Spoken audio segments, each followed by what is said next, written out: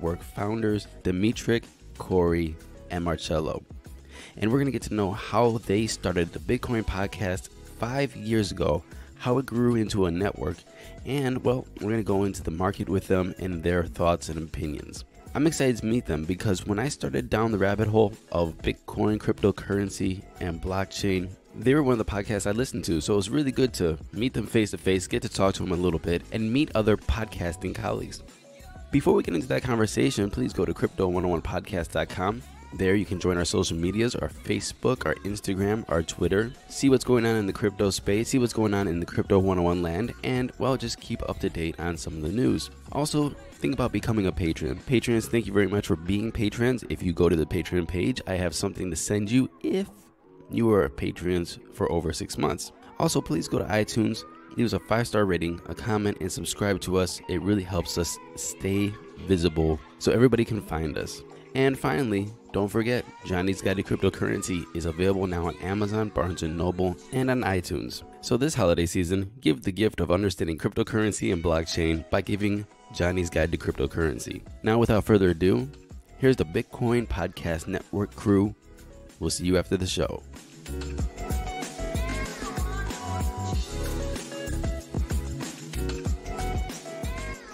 Dimitri, Marcello, Corey of the Bitcoin Podcast Network. Welcome to Crypto 101, gents. Thank you. Boom. Thank you for having us. It feels good to be here. Absolutely, absolutely. You know what, guys? You guys are inspirational in this space. You guys have the Bitcoin Podcast Network, a slew of podcasts talking about cryptocurrency, blockchain, digital assets, Bitcoin. It's quite impressive. And you know what? That makes us all curious about entrepreneurship in the space, how you guys got started, and then, well, damn, I want to talk about your opinions about the space because you've been doing this and been at it for a long time. What do you think, gents? Let's get into it. Let's start with Cello. I will agree with you. We are impressive. And it was amazing. I would say that you're probably giving us a little bit too much credit because really it's all the snowball effect. You know, it started with an idea in my living room, and then it started with one show, and that one show grew to 2 shows, and so on and so forth. And now it's a many-headed beast. And there really was no, sit down meetings between the 3 of us. It's all organic, and it's kind of like the market itself. It's volatile. Sometimes we lose shows, sometimes we add to it. All we're trying to do is funnel information to the masses, and mass adoption has been our core focus since day one. Right. Tell them about yourself, man. Yeah, man. Tell us about yourself. What about you? A little bit about myself. In the traditional workforce, I'm a designer. I've worked for PayPal and Dell, so I kind of get on the technology floor. So crypto was just a natural affinity for myself. Corey and Dee got me into it. I always like to have a side project, and the podcast was just a way for me to kind of unwind from my 9 to 5 and focus on a new emerging industry that I took a liking to, so I could kind of self-educate myself. And that's kind of how it started for myself. Right on, man. Where are you located right now? I'm in Central Texas, in the Austin area. Oh, right on. Cool. Let's move over to D. What's up, D? I'll go next. A little bit of my personal history, I guess. I was teaching when I first learned about Bitcoin. So I was teaching high school math, algebra 2, and regression analysis, which is something that like all the teenage kids loved. They really loved my class. It's their favorite subject. They love math. I was going to say there's got to be some sarcasm in there. Yeah. Yeah, that was pure sarcasm. It was quite the opposite. So I was doing that for like 4 years, but right around my second year teaching, Corey introduced Bitcoin to me, and it didn't first strike my fancy. I thought it was fake stuff. Not going to lie. Right. I didn't say Ponzi scheme, the dreaded P-letter word. I just didn't think it would work. I was like, fake money is not something that people will enjoy. And I just kind of passed on it. But a little bit more about my personal background. Then I went into business consulting, management consulting to be specific. Did that for almost 2 years. Yeah, 1 year and 8 months before I left consulting to work with the network. So, Corey, what did I call it? Monopoly money? Yeah, I'm pretty sure that was the word you used. Yeah, I was like, I don't need your monopoly money. I could just go grab my own Monopoly money out of this Monopoly board game. Then he showed the white paper to me a second time. And Corey, I didn't really start getting Bitcoin until you explained to me how mining works. That to me, I thought was fascinating. Like all these computers guessing numbers just to crack a code. SHA-256 in this case is the number small enough, right? The number has to be small enough, and then you get granted new Bitcoin. And then as I saw more and more computers challenged by more computers that joined this network, and I was like, well, I could trust math and computation a lot easier than I can trust men and women with pens that sign bills that may or may not hurt people, but whatever. I don't want to get too philosophical. So he showed me mining, and then next thing I know, a month later, I had a mining rig, and we were mining Litecoin, and yeah, that's that. Right on, man. Let's take this a step back for a sec. First of all, D just lied to all of you. What?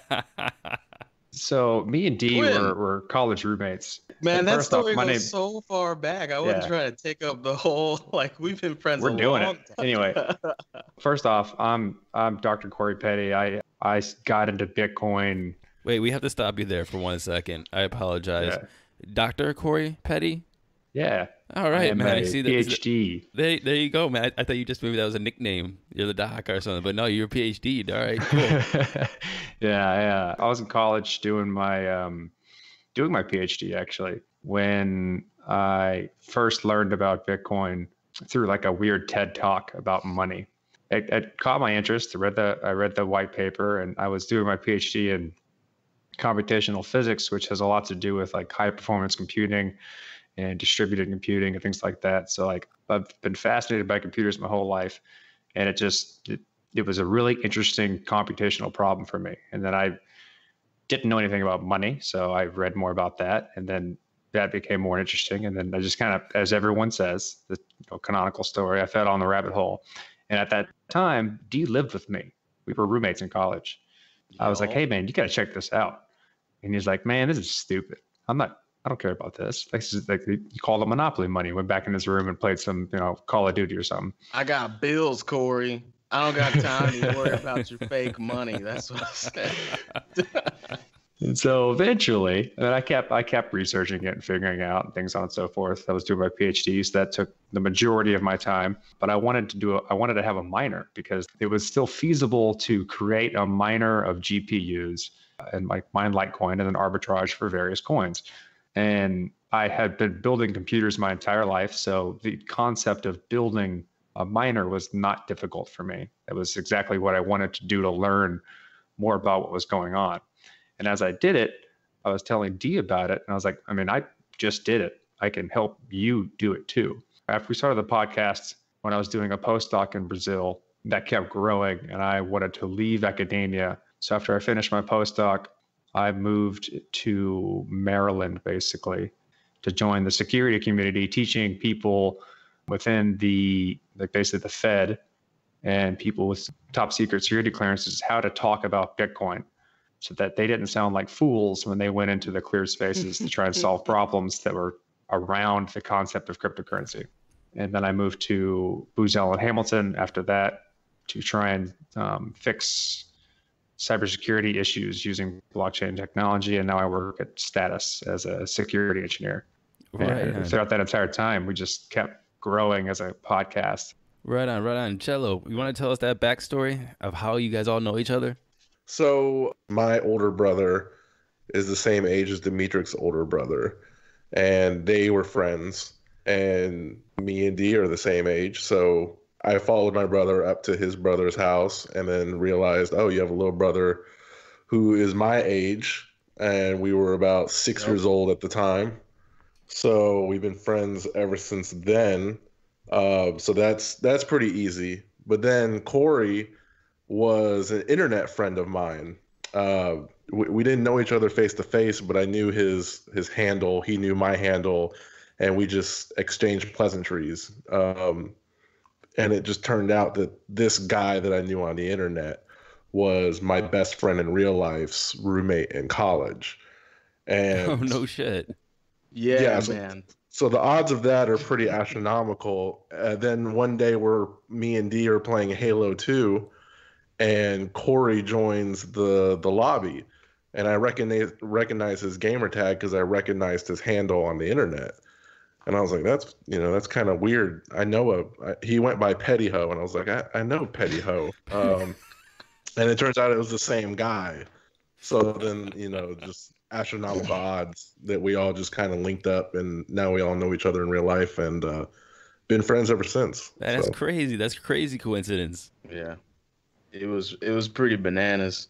I was sitting there listening to him talk like they were old friends, and I was like, "How do you know him?" Because I met Corey in real life, like on the indoor soccer courts at our university, and then lo and behold, he and Cello knew each other for a long time. That's super cool, man. You guys are like just the average consumer getting the cryptocurrency, all friends, making this podcast network. D, you want to go into just how that all started? Cello mentioned that he started it. Can you just tell us the journey, how everything started wrapping up, maybe some difficulties at the beginning? Were there any, or did it just snowball to become what it is today? There's more difficulties now than there were then, but those are just, problems with growth. I think it was kind of easy. Like, I had become so obsessed with Bitcoin that I was beginning to become a problem to my friends and to my family. Like, it didn't matter what they were talking about. They were talking about, hey man, I just went to the grocery store. It's crazy. And I was like, that reminds me about Bitcoin. Let me tell you what I just learned. You were that guy about Bitcoin. Right. I was that guy. I was a little overzealous, and Cello's pretty savvy when it comes to like cranking up a website, design, turning ideas into reality, which is a process that everyone should try. Like, if you have an idea, just try your damnedest to take it out of your brain and make it real. And he had a website called Japan Cinema, but he was like, hey, I don't want to do that anymore. I want to do a project with you. And I was like, I'm just a school teacher, man. I teach kids math. I don't know what kind of project. And we were in his living room just kind of thinking about what we could do. There were a few ideas we thought of. Cello, remember the like board game exchange idea that we had? We were like, we could just be the red box for board games. People will love it. And they were like, that is impossible. I think that is impossible. Yeah, we went through a few bad Shark Tank ideas. At the time I was working on another podcast called Better Humanology. I was just doing their audio editing, and he was like, well, let's just start a podcast of our own about Bitcoin. And I was like, man, you don't have to tell me twice. I could talk all day, every day about Bitcoin. When did the podcast start? Late May 2015. All right. It's been a minute. Yeah, it's been a little while. And then we just made an agreement to each other. He was like, if you get all the audio equipment, then I'll build a website. And the next day, I ordered on Amazon overnight. The next day, I had all the audio equipment. And he was like, well, I guess I'll build a website. And what was it, Charlie? He did it in like a day? Afternoon.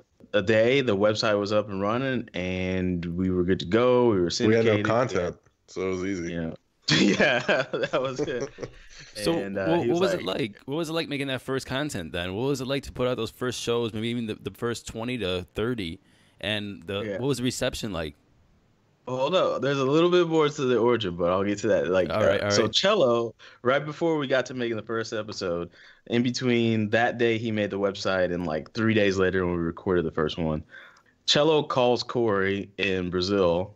And he's like, hey, man, we're starting a podcast about Bitcoin. It's going to be legit. What do you think? And Corey is like, oh, yeah, I'll listen to it. And Corey denies this happened, by the way. Oh, it's exactly what happened. D says it right. You don't. Yeah. And Corey's like, yeah, I'll listen, which is like universal language for I'm not going to listen. No, he said, you have a fan. You have a listener. You have a fan. And then so Cello calls me and is like, hey man, I reached out to Corey like you told me to, and he doesn't want to do it. And I was like, that doesn't sound right. Corey talks about Bitcoin all the time to me. Let me call him. So then I called Corey and I'm like, hey man, what's up? We're going to be doing a podcast. He's like, yeah, Cello just told me about it. I'm pretty amped. And I was like, do you want to co-host it with us? Do you want to be a part of it? And he was like, oh, can I curse? Yeah, hell yeah. He said, fuck yeah. And I was like, okay, what? And he was like, and then he's like, I didn't know Cello was asking me to be a part of it. I thought he was just asking me to like engage with it. And I was like, no, man, we want you to co-host with us. Long story short, we're putting out the first episode. So to answer your question for me, I'll let the other guys answer this. I was nervous on the mic like for a while, at least for a year and a half or two. Yeah. Just extremely nervous on the mic because for whatever reason, like right before I hopped on the mic, I imagined there just being a sea of people staring at me. And sometimes that nervous played very well for the show. I've had the mic for a while. Y'all take over. Corey, you take it in.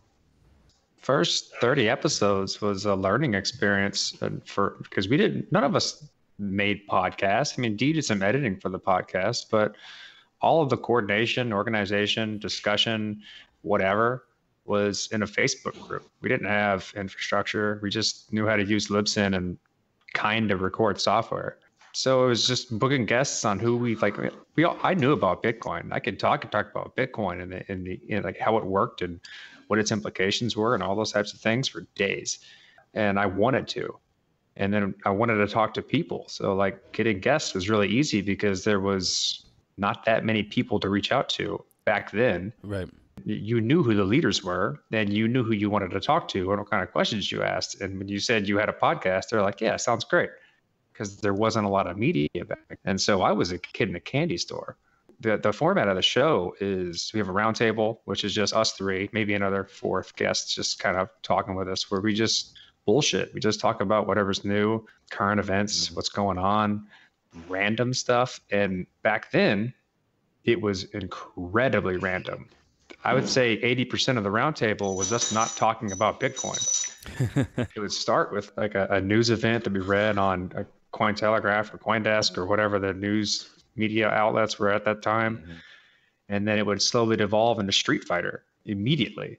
And then we'd cut to an interview. But slowly but surely, we learned how to like use different organizational materials. We moved to Slack, so our conversations weren't all in a Facebook group, so we could actually figure out where things were, learn how to use different types of things. And we just got better at it over time. But if you go back and listen, it's terrible. It's awful. I mean, there's people that enjoy that too, right? Like if you're trying to learn about Bitcoin and not be entertained, then you don't want to listen to us back then, because it was more entertaining than educational, I'd say. Until you got to the interview, and the interview was like great. The interview was on point.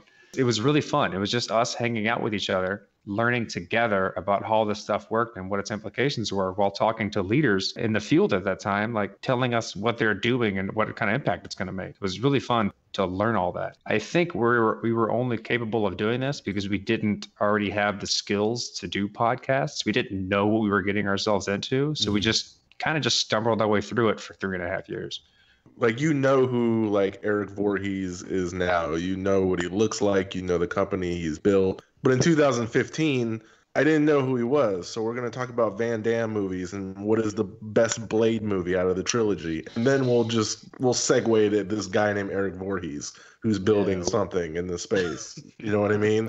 It was just a different climate, even just Asking 3 years ago. Brock Pierce what it's like to work with Sinbad and not talking about anything that he's doing. Movies. Yeah, I didn't care about anything he was building. I just wanted to hear about work with Sinbad. We've grown as friends and colleagues through this. Every Saturday morning, we're recording a roundtable. Like, hey, how was your week? It was pretty good. It's been fun. That's what I wouldn't recommend that for everybody. You got to find the right friends. That's the ingredient. Like, I have lots of friends, but there's some friends I wouldn't do shit with. No. Right. Chilla, can you tell us about the snowball? How did the podcast snowball from the 30, like you said, this disorganized, you said entertainment, and you get Brock Pierce on there talking about working with Sinbad, to a network? For me, it kind of hit around, we got like a first big break. We got Imogen Heap on the show, and this was like episode 34. We had to wake up at like 3 a.m. for it. We were all hyped. And it was just like, oh, okay, a Grammy award-winning musician is getting into the space to build some kind of AI, blockchain, Better Fairness Act, whatever. But the light bulb kind of went off. I was like, the more we do this, the more prominent people are going to get in this space. It's not just about Bitcoin anymore. Now it's about fair music trade.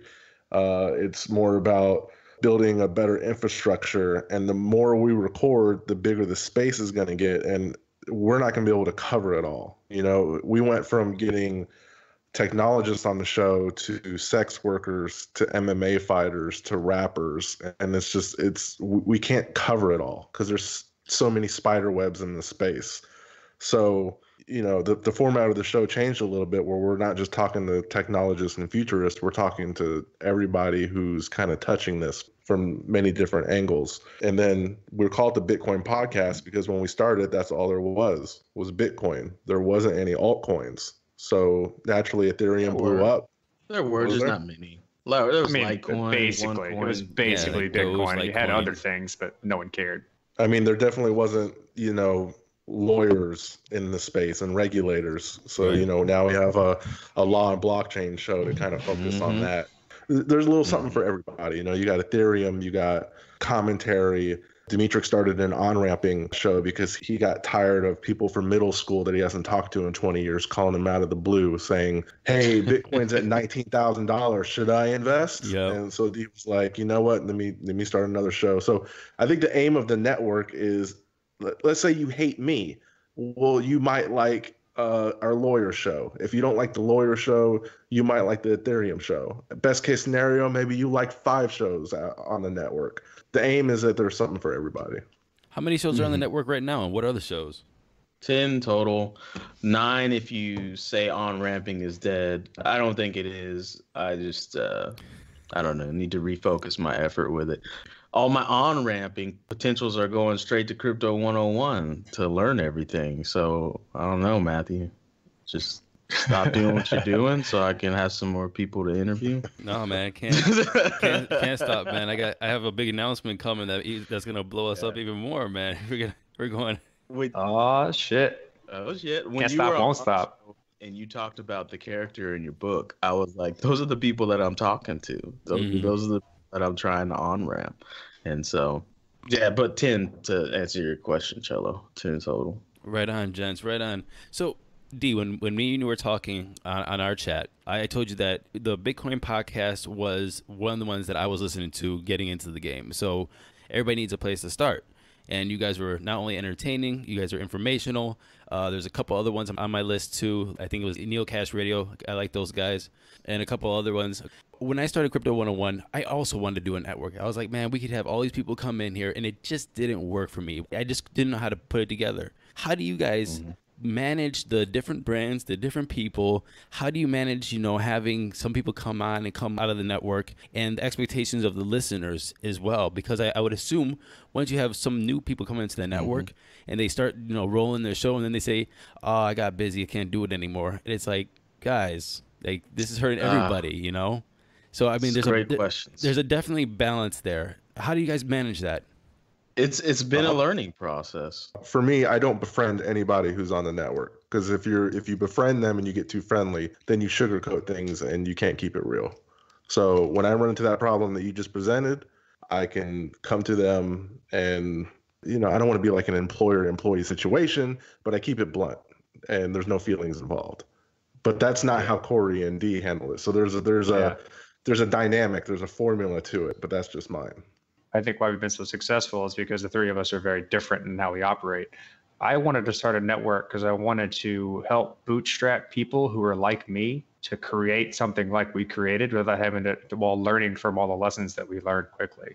I wanted to help people get into the space because it's valuable to have a podcast. And if people were as passionate as we were, then they could make something of themselves. Unfortunately, it's difficult to find people who stick to the game, or we're also not very good at setting out expectations / managing those types of things in the first place. And so like when it was just us, we got good at podcasting. We understood what it was like to podcast, to stay maintained, to keep content going, et cetera. And then we started the network and we had to start over essentially and say like, all right, well, how do we do a network? And then we had to start learning new lessons all over again on how to manage people, how to set expectations, how to set up infrastructure, how to keep people coordinated, teach them these things, to set up guides. There's a lot of other things that are involved with making a network, which we've, once again, ran into unknowingly in our learning as we do it. Yeah.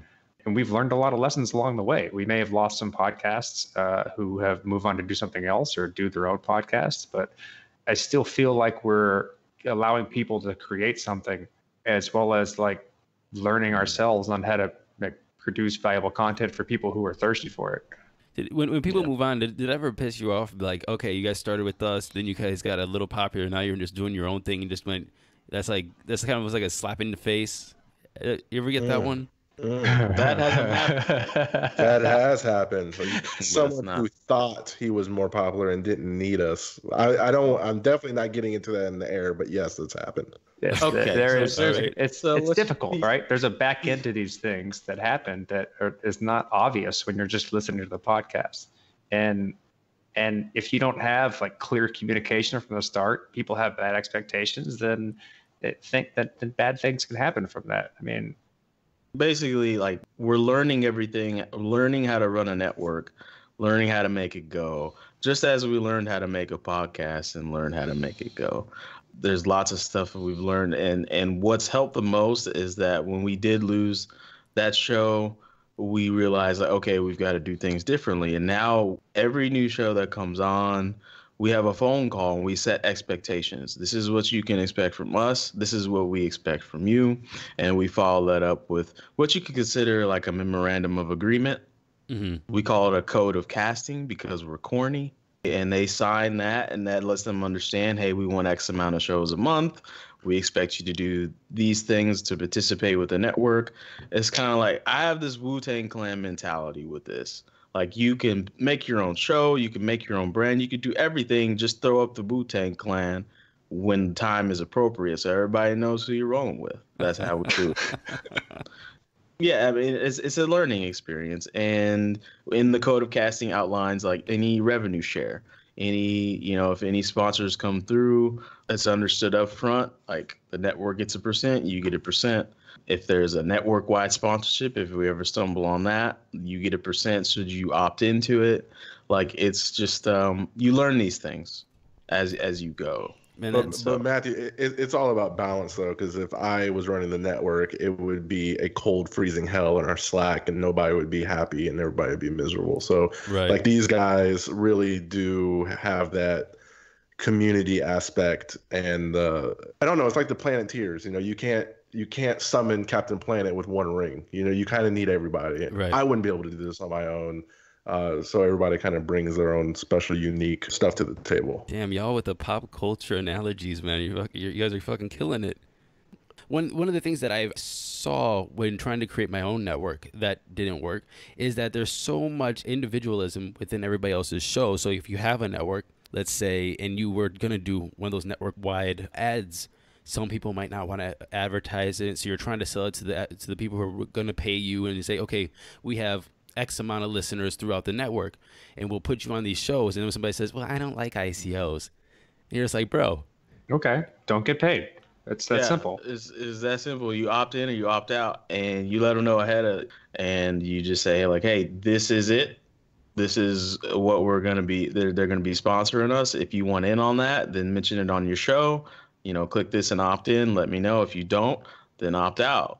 And then I can then take those projected impressions back to whoever wants to sponsor and say, okay, these shows want it on, so that's going to give you, X amount of impressions, yada, yada, yada. So, I mean, you bought audio equipment, you started a podcast, you booked a guest, you packaged an episode, you edited it, and you published it, and now you don't want to get paid. It's not noble. You're not awesome. Right. We're doing this for a purpose, for a reason. I don't understand the psychology behind it, but I know. Well, that's a different point. I mean, from my perspective, I'm not doing this for money. I mean, think about someone's here. So, like, you have to realize that for the first probably 2.5 to 3 years, we didn't make any money. We made just enough to cover costs, and we have almost no overhead. Right? It wasn't a money thing. It was an access thing or a reach thing or a social thing, an education thing. We weren't doing it for the money. It's only after the ICO boom that we actually started to realize we could turn our listenership and our community into something that actually pays us.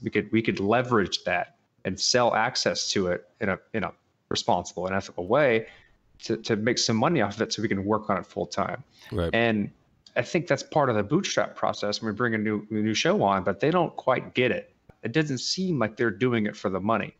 They're doing it for the same reasons we started doing it in the first place. And we're not necessarily selling them or trying to force them to like make money. It's like, there's an opportunity. You can do it. But they seem more willing or more eager for the access and making a name for themselves versus trying to make a dime. Like, no one gets into podcasting to make a shitload of money. Mm-hmm. Cool, it'd be nice. We'd all love that, but that's not the main goal. Right. That goes into the lessons we're learning. Since we just became monetized recently, we're learning those lessons too, like how to go out there and get it, how to go out there. And part of running the network is we kind of are a couple steps ahead of the other shows on the network, so we can pass on, you know, everything we learn to them. That's kind of how the process goes. As soon as we have a new challenge, we learn what it takes to overcome it, and that's how the network keeps going and keeps growing. So, you know, one thing that I learned when I was just started podcasting, and when I got other people involved in podcasting, you're trying to figure out yourself a lot. There's a lot of like trying to really go into yourself to figure out how I want to present myself to people, because once you start having listeners and people start interacting with you and people start listening to you, this, you know, willy-nilly person that just might talk some bullshit with their friends is now talking that same bullshit to an audience that creates a personal brand that now is going to people are going to look at them, and this is going to reflect who they are as people in like a public perception. And it's really hard to come to grips with that. When I was onboarding people as well, they didn't know how to handle that. Like, I'm going to put myself out there and people are going to start listening to me. And, well, now I don't want to be associated with anything because, or like products or advertisement or whatever, because I don't want to be judged. It's hard to get past that first step of, I put myself out there, now I got to just get used to it. And I might get judged. My advice to that is don't do things you don't believe in. Period. If you're consistently doing things that you can stand behind and you have an argument for and you believe in, then you don't have to defend yourself. It's that simple. And so if you're looking for sponsors, get sponsors that you believe in, or like make them so obvious that you don't really care. They're just paid for the show, that people get that they're a sponsor and they pay for the show and you don't really care. And you don't have to defend that type of thing. If you're talking, then be humble, right? If I explain things, I'll say, if I said something wrong, please correct me. I'm fine with that, but I have a pretty good feeling that I'm right. So I'm gonna talk like I am. I don't know. I've never had a problem being myself, but a lot of people do. And especially if you're trying to make something yourself and then project a professional self, it's not something that's necessarily needed these days. Like, people want authenticity. They want real people. Right. And I think that's what we as a podcast network try to provide. It's like, we're just people who understand the technology more than most and have fun with each other. So we're going to talk about that and then interview people like they're real people to see what they're doing and why they're doing it. And and I think that's why we have an audience. It's just people want that type of material and not something that's manufactured. Right. Is any of you guys full time with the network? No. I am. You said I'd say I am, but that's about to switch on back. So that's about to switch back to Price has been rough. Yeah, it's been a rough year. It was feeling great in January. I was like, oh, this is it. This is going to be my life. It's going to be great. And now come December, and I'm like, yeah, let me go on and get this revenue back up. Get the it's a cold winter. Get this cash flow back up. We make a little bit of money with the network, but not enough so that all three of us can live and support it, our families and our lives. So it'll be going back part-time for me soon, but it's been a fun year. Learned a lot. What would you guys tell other entrepreneurs getting into the space? Look, there's a lot of people that want to come in and either write blogs or make podcasts, or even if not be creative, they want to come in and work in crypto, maybe design or do whatever it is. But it's always a hard road to shift yourself from whatever you're doing that pays you good money in like your private sector or whatever, to start just being an entrepreneur and doing it yourself. What would you tell them about that road, and would you recommend it to them? Well, I've been in the space long enough that I don't really like the taste of the Kool-Aid as much as I did a few years ago. I watched my favorite coin continue to develop their live DApp with a 40-person team. They provide an actual solution to a problem. and they only get around 5 to 10 users a day. And you go on crypto Twitter, they choose to latch onto a few choice people as they pump out Confucius quotes about productivity and how Lambos are a distraction. Listen, I got into this podcasting space to take my bullhorn to the mountaintops to champion adoption. And what I've realized while I'm doing a podcast is I have to make sure that my personal agenda doesn't stunt Demetric's growth. It doesn't get in the way of Corey's individual growth, because I have an extreme amount of respect for them. So I have to think about entrepreneurship as a whole and my actions. And sometimes I get out of line. Sometimes I cross a line, and I always have to be mindful of my peers. Hardly anyone ever talks about the real issues facing crypto or cares to address the challenges to adoption, some of which being there's no real use cases aside from blockchain stamping. There's shitty marketing, there's odd names, there's impossible UX, or in some cases there's good UX, but there's no real app purpose. I attend the shill conferences, I attend the developer conferences. For me, it's starting to blur. It's all kind of the same, and it feels like people are trying to find solutions to non-existent problems. So I don't know. Like, for me as an entrepreneur, if you get into this space, you have to have a stomach for longevity, because it can beat you up, man. And you know, you can mention problem X and use case Y, but there's deeper discussions that haven't been told yet, and we're really early. And my biggest advice is just be self-aware of your reputation and how you proceed in the space. Corey, go ahead and take it, brother.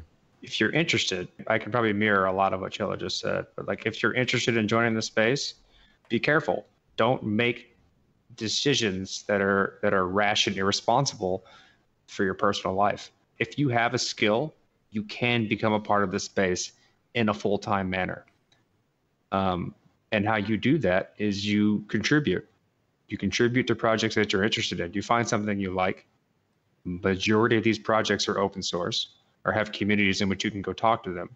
The whole idea of blockchain is community. So you become part of the community of the thing that you're interested in, and you contribute to it. And then you do that as a side hustle for a long time until you meet people, you learn things, you educate yourself. And more often than not, when people ask what I invest in, I tell them to invest in themselves by learning this stuff.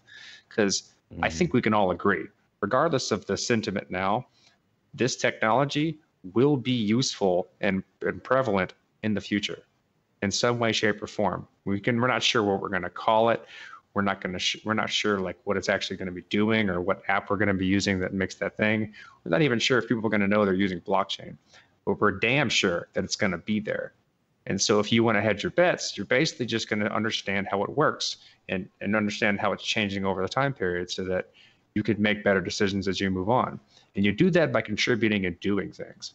And that's exactly how we did it. We just did shit for a long period of time. And then I contributed to projects.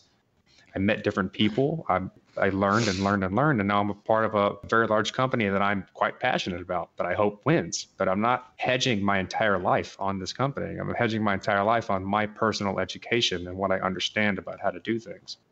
My advice is to learn as much as you possibly can without risking too much of your personal responsibility if you need to take care of your family. And then once you have a clear goal of doing that, then you can make that decision. But it comes through like having a side hustle and doing shit for free and not expecting to like immediately jump in and gonna have your life paid for. D, I want to bring that question to you, but I also want to make the statement first, is that a lot of people don't get that, man. They want to start something and they just want to start automatically getting paid. It's like the first out the gate, they're sitting there, I want to make ad revenue. I'm going to charge them for this. I'm going to charge them for advice. I'm going to charge them to be in my group. I'm going to charge, advertisements for the podcast. Yeah. Everybody wants to get paid out the gate, and they didn't understand that it took a long time to build up a reputation, an audience, and what have you, for free, for the labor of love, just doing it. D, what do you say to people that want to get into the space right now and start something of their own? I would say understand how early you are. There's a lot of hype surrounding this space, as there is a lot of hype surrounding anything that could potentially make somebody a lot of money. Just as there was back in the internet in the mid 90s all the way up to the late 90s. Understand how early things are. It's still very much like, I don't even know if we're on the ground floor. I think we're still surveying the land, looking for a place to lay foundation. I mean, sometimes that's the way it feels. Understand how early you are, and to echo Corey, you need to be learning. And something that I just personally believe is that you only get out what you put in. Like you just said, Matthew, if you're expecting to get paid, expecting to, dollar bills and Bitcoin to be raining into your wallets, if you haven't contributed anything to this space, good luck with that. It's only going to be a matter of weeks before somebody like crawls into your background and they're like, why is anybody paying you money? You're kind of a scrub. There's no reason for me to be giving you money. So you gotta give to the space if you expect to get anything in return. Right. That's a tough pill to swallow because a lot of people are legitimate badasses, right? Like, well, on LinkedIn, I feel like it's 50-50. You never know if somebody's a legitimate badass or not. But you go on LinkedIn, you look at their history, and you're like, damn, you've done a lot of things. But then they get that punch to the gut as soon as they get into the crypto space. Right. And it's like, nah, man, everybody's on the ground floor. So what are you going to give to this space before this space starts giving back to you? That's what I would say for people that are just getting in. Of course, just hashtag do your own diligence. All of humanity's knowledge is in your pocket. If you're reading a white paper or you come across a term you don't know and you can't figure out what that term means by the end of the day, you're not trying hard enough. I'm sorry. I'm just going to be frank. It's easy to learn stuff nowadays. That's what I'd say. Do your own diligence and give and give and give to the space, and then the space will start giving back to you. Man, we've been saying that word space a lot. Cello, what do you think of the space, man? Man, I'm a little jaded on it because, one doesn't need to look far to see that most people, they're not interested in crypto development, man. You open up YouTube, find the Ethereum Foundation's channel, these town hall meetings, see how few people watch the meetings between core devs and the roadmap for various features. The fact that the core devs keep working on things, it's awesome. Buildle, whatever you want to do. But it's kind of sad to see, very few people care. And if you were to say that the videos are too technical, I'm not a developer and there's plenty to pick up there. Right. It's just people only care about the price. The doors to this industry, it's all going to care on bull runs. Like Dee said, we're still surveying the land. That's just where we are right now, and you said how people expect to make money overnight. There's another struggle to be had is when you start making money, people look down on you. People want to be Dudley Do-Rights in the space and they don't want to be paid for their efforts. And, I feel like I could be pretty transparent and I have the reputation to kind of be that way because I've been in the space so long, but I don't think there's anything wrong with wanting to moon Lambo because that is mass adoption. That is going to get the attention of banks and Wall Street and all. It's not going to be two-factor authentication and decentralizing Facebook. It's about the price, and we need bull runs. That's just kind of where I'm at, man. I'm just kind of sitting. I'm holding, and even after I cash out, I'm still going to be in the space. I'm still going to work in the space. This is my career for life, and I love it.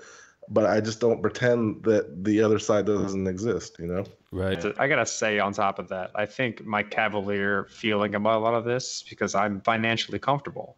And that's not the same for a lot of people in the world. Like I can afford to care not so much about the price and developing and making an impact on the space because I don't have a tremendous amount of weight and worry on top of my shoulders. And I can't speak for other people who have that. And so people who grind and need to make money, good for them, but it needs to be done in an ethical way. And the price does matter in this space. I want to expand on that because I just came back from a conference. And what I really saw with this conference is that everybody that's in that conference are like blue collar, middle class people that finally decide to break out a little bit of money and invest in something. They never invested in stocks, never invested in a tech company, maybe have a 401k, but just said, okay, I want to do something different. I'm going to invest in some cryptocurrency or this new utility or what have you. And this is the first time I'm doing it. I'm there to learn about what I'm going to invest in. And man, it is people's money. It's hard-earned money from people, and the average consumer is trying to get in there so they don't miss the next Apple or the next big thing, the next Amazon, because they're too scared. And they're looking at this as saying, "Hey, this could be my chance." Yeah, that's awesome. Yes, that's amazing to me. Is that we've created an entire generation of investors and people who are thinking about money and how to use money and how to make money work for them, as opposed to this like means to an end where like I go work, I get money, I pay for my rent, I buy some beer. People are thinking about how to make their money work for them and what it's doing when they're not using it. And that's an important idea. That's an important way of thinking if you're trying to be a wealthy person that you don't learn anywhere else. I didn't learn that growing up. My parents sucked with money. I sucked with money. That's what I'm saying. So we've been talking about the people, the average person. What about the people that are leading the space, the influencers? I would say that Bitcoin Podcast Network is definitely an influence in the space. What do you think of some of these bigger, massive influencers that has, hundreds of thousands, if not millions of followers on like crypto Twitter or what have you? Do you think they're carrying the torch properly? I'm quite weary of a good portion of, I don't want to go with like weird terms like mainstream media, but people who have latched on to the crypto space who already had the traditional followers. I'm very weary of people who leverage their influence for money. I'm very weary of them, especially if they don't understand what they're talking about, because they have the influence and the potential to make people understand the space and help. But I feel as though more often than not, they're not doing a proper job of it. I feel the same as Corey. Are we talking about like the big bankers? Are we talking about like the Jamie Dimons and things like that? Or are we talking about like the Charlie Lees? I was talking about like Forbes and CNBC and things like that. But like, I don't know. It's even the same thing with like some of the big influencers. Like you look at like Roger Ver and Charlie Lee and these people who have made a massive name for themselves, who carry crypto Twitter. And it seems as though a good portion of them are now talking heads and they're not really doing anything. It's like they're living off the luxury that they gained a long time ago. They're no longer thirsty or hungry or care. They understand the things they need to say to continue having this echo chamber around them. And I may be wrong about a good portion of them, but I guarantee there's a subset of them that are doing that. There's no doubt about it. I don't know. It's really hard to figure out where to find good information. I have trouble listening to people without having a good portion of that time being very skeptical of what they're saying and why they're saying it. I would say, like, if you're listening to somebody, try to understand the motivation of why they're saying it before you take it into yourself. Yeah. I don't know. I only pretty much listen to Andreas these days. He's the only one who's like stayed consistent and makes the most sense to me, is thinking realistically, but also as a futurist. A lot of the other influencers, you call them, like, I don't know, Ver's a goon. They just spout off a lot. Now, every time I see somebody with like crypto anything, I completely kind of ignore them. There's only like Crypto one person. 101? Yeah, no. Like, that hurt, brother. Damn, that hurt. Oh, shots fired. Jeez. I didn't come out right. I meant like crypto name. Like there's like crypto cat, crypto Esquire, crypto Batman, crypto Batman, crypto De Niro. When it comes to influencers, man, I just stick by Andreas. Andreas knows what the hell he's talking about. So we said Andreas is one person you respected in the space. What about Corey and Cello? What do you guys think? Who do you respect in the space? If you had to give a shout out to somebody and tell the new person coming to Crypto 101 to listen to somebody, who would that person be? Well, listen to me, man. I don't care about anybody else. Staying humble. Staying humble. Listen, if I got 2 couches in my office and invite Hugh Jackman over, ain't nobody gonna tune in to me and Hugh Jackman talk. But if he goes on Jimmy Fallon, he'll get millions and millions of views. I don't care about Laura Shin. I don't care about A-Pomp. We've had every guest that they've had on. We've had the same conversations. I don't care about the hits and the downloads and the influence. Listen to me. I get up every morning. I talk to them. I do this. I don't care about anybody else. Keeping it real. You know what? I'm full on stealing that answer from me next time. Listen to me. I feel like I have a really strong, ethical, informed opinion on what's going on and why it's happening. Listen to the Bitcoin Podcast Network. But I have to learn things too, right? This space moves so fast. We have to continue to stay on top of our game so that we can provide education for everyone else. It becomes increasingly difficult over time, as there's a lot of people who just pretend to be influencers and actually aren't, but have the like requisite skills to become social media influencers without actually knowing anything. And so like I've looked to, more often than not, the ones that have been tried and true ethically. Like you can see clear motivation, like true motivation from the very beginning, and it's stayed that way over time. And those types of people are the people that I follow. Like Eric Voorhees is a very good, ethically sound, quality developer that has made products that are along the lines of, I guess, the ethos of blockchain for a very long time. Vitalik has done a tremendous job of dealing with how people idolize him without making it go to his head. Who do you think is the most full of shit person in this space right now? Rogerus Verimus Maximus, that guy. I'll say it as loud as possible. Well, come on, Craig man. Wright. You gotta Bar say. none. Huh? Hey, Bar none. We Craig can't Wright. just say names. We got to say why. Well, Craig Wright.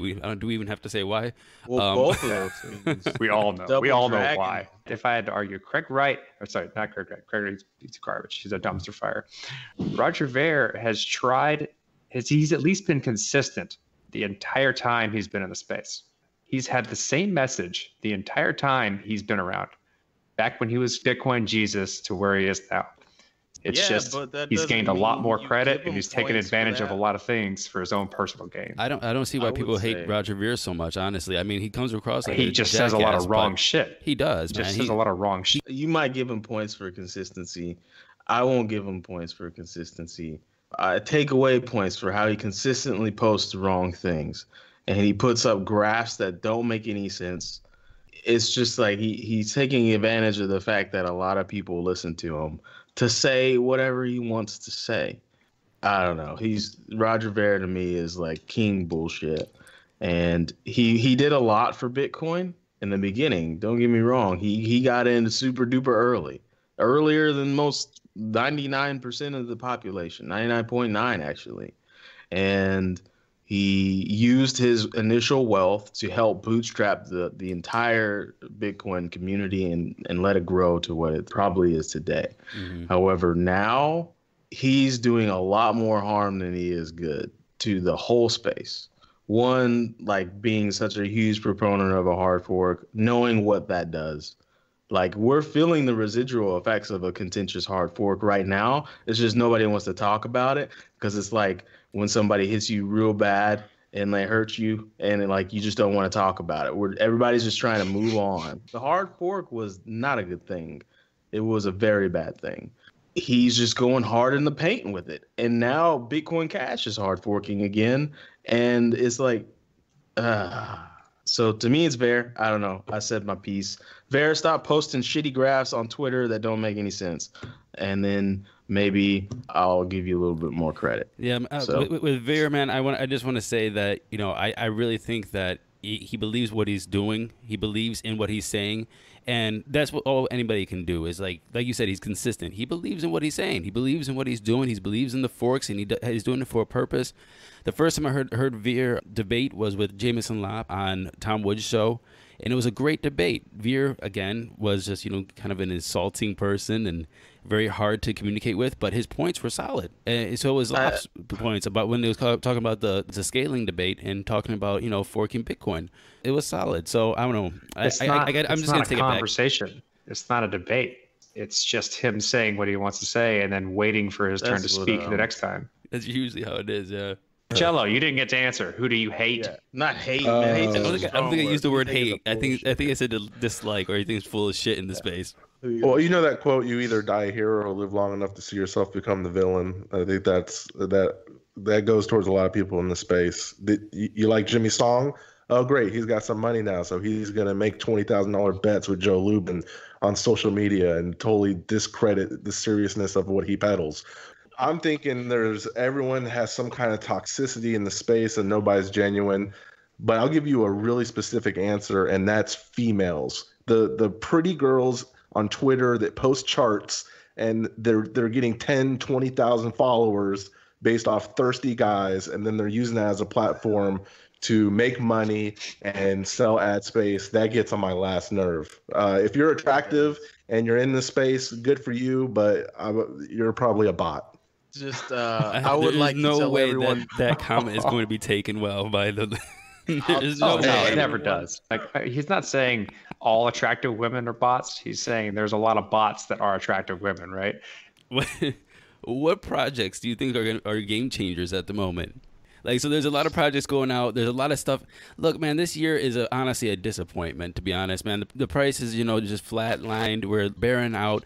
2017, everybody was saying, oh, products. We're going to raise all this ICO money. 2018, everybody says, hey, this is when the products are going to come out. We're going to get our decks. We're going to get our apps. We're going to get all this shit. I haven't seen anything.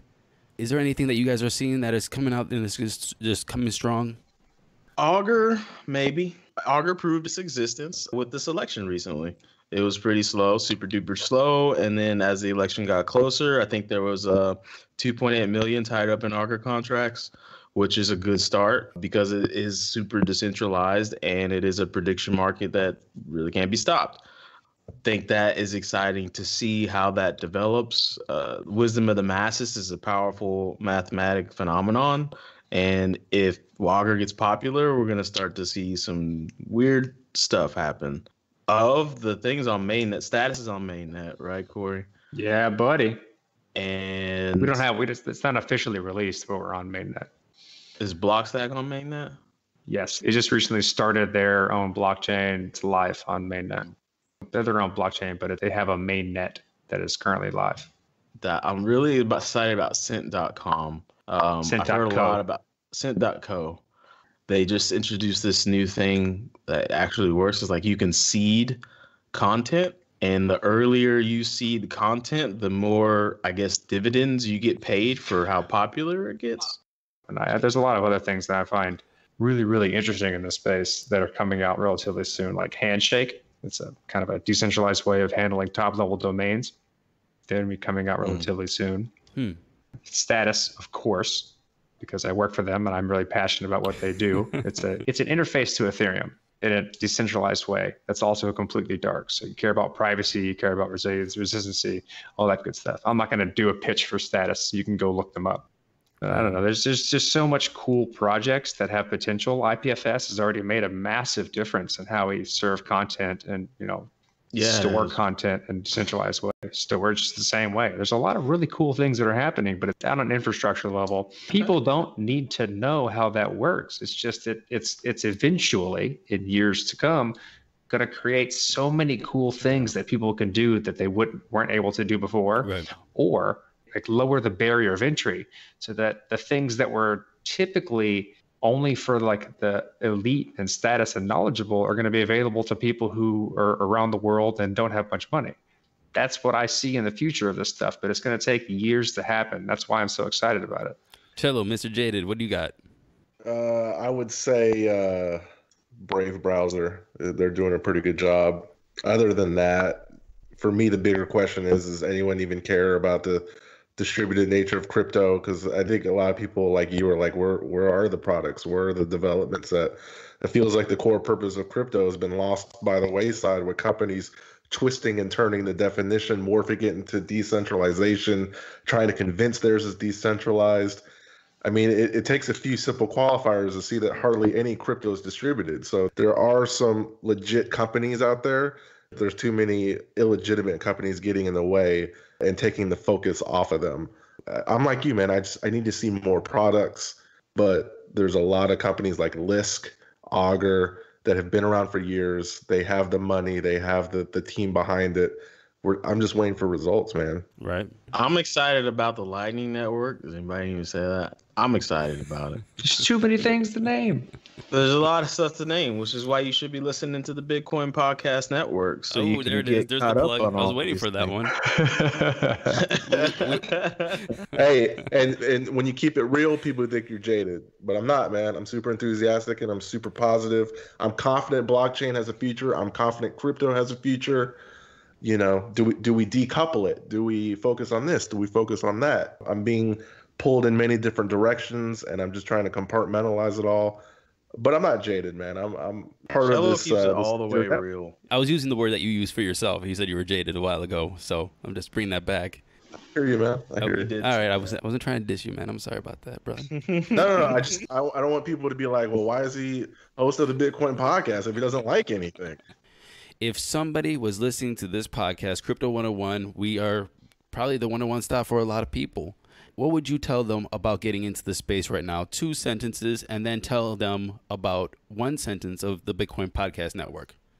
Read the Bitcoin white paper, semicolon, read the Ethereum white paper, and then the Bitcoin Podcast Network is talking about all kinds of things that fall under both of those umbrellas. Invest in yourself, educate yourself as much as possible. The Bitcoin podcast can help you do that. Boom, Cello. Hold, Lambos, and as far as the podcast, can't stop, won't stop. Boom.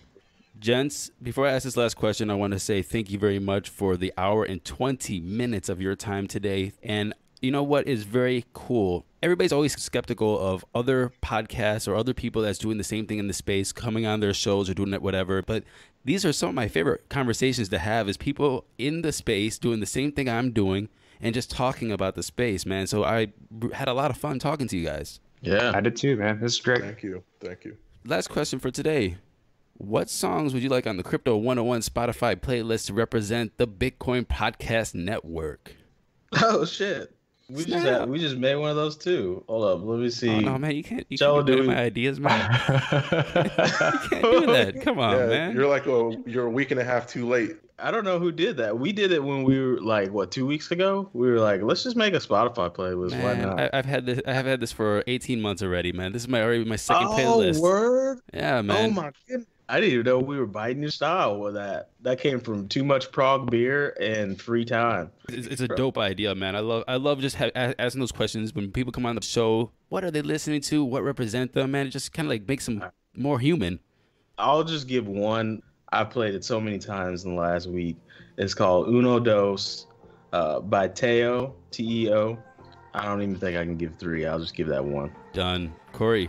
I'm going to give your listeners something they probably don't have in your playlist, and I'm going to ruin your playlist probably. It's Culture Wall, The Devil Wears a Suit and Tie. All right, man. All right. I thought you were going to bring it back to Sounds 1999 emo. Hair over the eye. That's what I thought too. I was like, where's the dashboard? Lay it on us. I was going to go with FKJ, Ted Out, but... What's up, Cello? What you going to put on there? I listen to a lot of hip hop, man, so I'm gonna give you a song I listen to often by a rapper named Currency called "Winning," featuring Wiz Khalifa off Canal Street Confidential.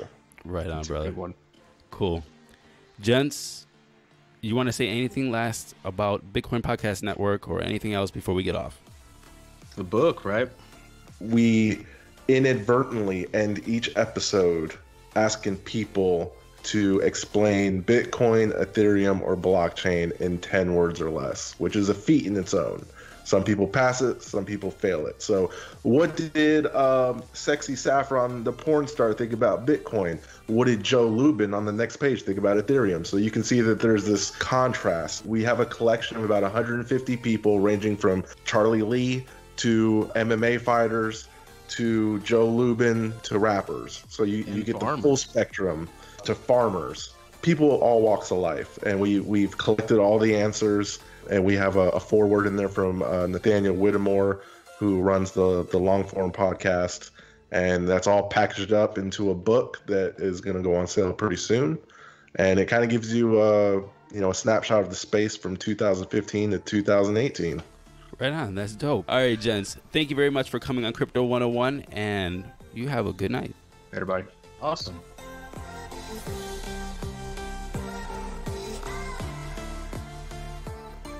Thank you very much for listening to this episode of Crypto 101 Bitcoin Podcast Network crew.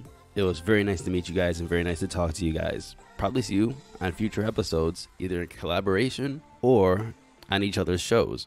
If you want my opinions, comments, or backstory about how this podcast or this episode came about, please go to our YouTube channel, Crypto 101 with Matthew Aaron, and I'll have that video out in about 3 days or so. And in our next episode of Crypto 101, we have an ICO 101 episode with Mr. Aaron Paul, and he is doing a 101 on Universal.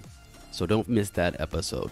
Before we go, as always, apogeecrypto.com, APOGEE crypto.com to check real-time Bitcoin losses, cryptonews.com to try to figure out why you're holding bags. And thank you very much to Helen for editing this episode of Crypto 101. We'll see you next time.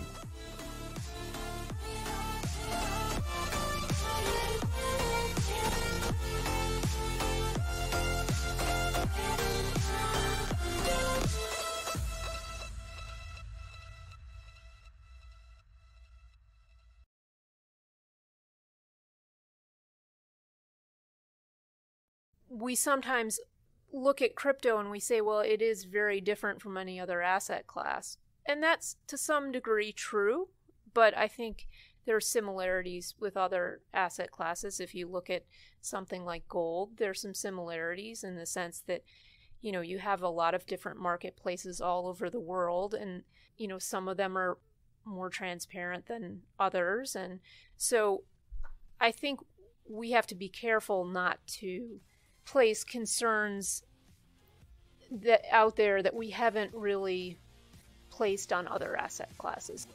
Welcome to the What Bitcoin Did podcast. Hi there, how are you all? Welcome to the What Bitcoin Did podcast anniversary episode. Yes, it's 1 year ago today I released the very first episode of the podcast. It has been quite a journey for me, and I have a very special interview to commemorate this with, as I got to visit the SEC in Washington DC and interview Commissioner Hester Peirce. But before that, I do have a message from my show sponsors. So first up, I want to talk about Deribit again. They are the trading platform that a number of my trading buddies have been moving to. So why are they creating such a buzz? Well, firstly, they've never been hacked. Their platform is built for stability, so no system overload crashes like you get to see with other trading platforms when the prices go crazy, and they can easily support high frequency trading. They also support instant withdrawals, and they have never once had a socialized loss, which is pretty cool, right? So if you want to check them out, head over to deribits.com, where you can get a 10% discount for your first 6 months. That's Deribits with an S, DERIBITS.com. And please note, Deribit is not available for US customers. And let's also talk about my regular sponsor BlockFi, who I'm hugely grateful to for supporting the show for so long. I got to visit them in New York this week, so I'll be telling you a bit more about what I learned about them from that pretty soon. Did you know you can take out a loan backed by your cryptocurrency? Whether you're looking to finance a business or even buy a house, BlockFi helps investors use their Bitcoin, Ether, and Litecoin without selling it.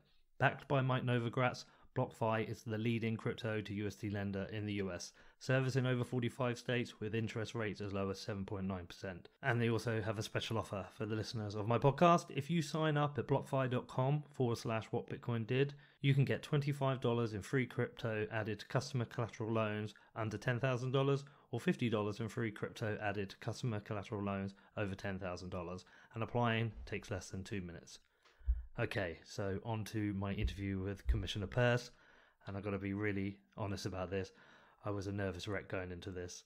About a year ago, I was unemployed. I was trying to be a trader, not great at it, and I knew it wasn't something that was going to work for me a long time. I used to have an advertising agency in London. That went bust, and I kind of found myself out of a career, not knowing what to do with my life. Came up with the idea of doing a podcast. My buddy Rich Roll has one, and I decided to do it. Reached out to Luke Martin, said, did you want to come on it? He said yes, and a year later I find myself at the SEC interviewing a commissioner, which is quite a strange journey to go on. It was quite a step up for me too, but Hester was really, really lovely. She was really friendly and made me feel totally at ease with the interview, so I'm really grateful to her for that.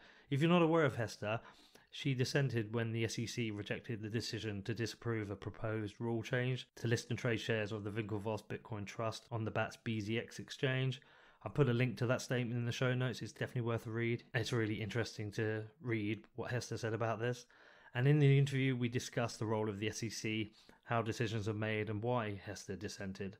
I hope you enjoy it. If you have any questions about it, you know you can reach out to me. My email address is hello@whatbitcoindid.com. And as I said, 1 year since I released the very first episode of the podcast. It's been quite a journey, which has taken me around the world.